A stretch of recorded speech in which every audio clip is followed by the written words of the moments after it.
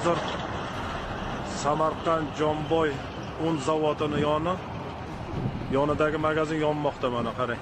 Juda yong'in, mana hozir ishga ishlar ham keldi. Mana yarim kechasi hozir 2 bo'ldi, menimcha adashmasam. Mana yong'in davom etmoqda. Bilmayman nima sababdan yonyapti, lekin juda ham qattiq yonyapti mana.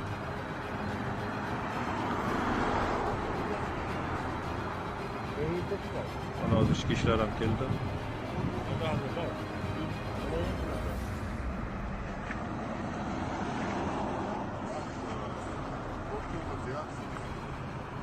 Lekin men o'yladim, Jomboy un zavodi yonganmi deb qarasam, yo'q, bunaki u ekan. Voy, portladi, mana qarang nima. Gaz balon portladimi deyman.